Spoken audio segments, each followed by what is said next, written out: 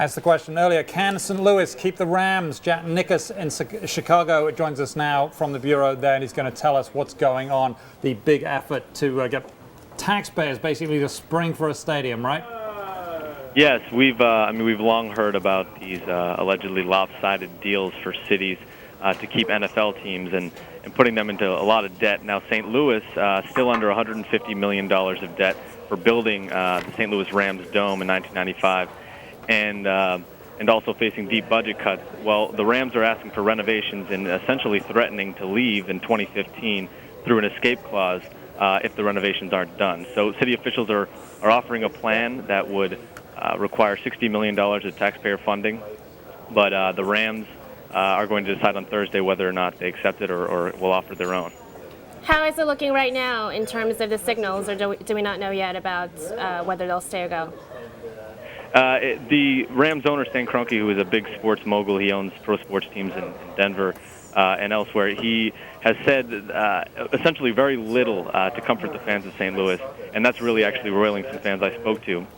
And also, the spokesman essentially put it to me that, hey, anything can happen. We could leave in 2015 or we could stay. So there's certainly a big window for them to go. Now, the interesting angle to this is the Rams arrived from Los Angeles in St. Louis almost 20 years ago. But the year that they could leave St. Louis, 2015, is just right around the time when two different groups are hoping to open stadiums in Los Angeles. So they may be fleeing this Midwestern city for the glitz of their former home. And this would be really bad news for St. Louis that doesn't need any more bad news. St. Louis is shrinking. It has lost 20% of its population since 1990. It's facing deep budget cuts. But, there are actually economists that say, the team doesn't actually bring that much economic development because, locals who are spending money on tickets would still spend that money on local restaurant owners and restaurant owners who live in the city rather than, players and owners who get that money and spend it elsewhere. So, and in some ways, the economists say that, putting money into renovations is really just a rent of the team for another 10 years because they can leave in 2025. So might as well cut our losses now before we put a bunch of more money into it. Yeah, Jack, that's really interesting because I wonder, has it really been good for St. Louis to have the Rams there, and is it also the best use of taxpayer money at this point?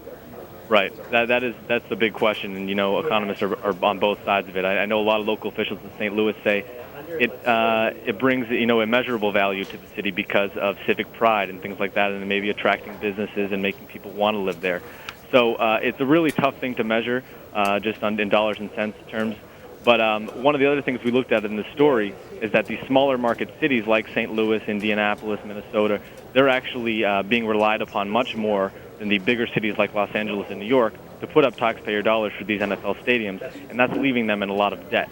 New York had a $1.6 billion stadium, the most expensive ever, built 2 years ago, and all of that was privately financed. St. Louis essentially foot the entire bill for their stadium. See, I'm being the diehard capitalist there, I like the privately financed version. It seems a lot cleaner to me. What do you think, Joanna? Well, I just go back to the question of, is it the best use of taxpayers' money? I'm sure all the sports fans in St. Louis would probably hate me for saying this, but there's evidence that people have left the city, right? It's not necessarily that, having that sports team there has actually, been a thing to draw people to stay or move there. Right. They're not the greatest team either. I think they were 2-14 last year, and they've been one of the worst, for 5 or 6 years. They did win the Super Bowl about a decade ago. But I did speak with one fan who said, listen, I love the Rams and stuff, but we can barely afford our schools, so how are we going to turn around and basically build this guy a new stadium? He's got his priority. That fan has got his priorities straight. He does. Schools before sports. Thank you very much, Jack Nicklaus.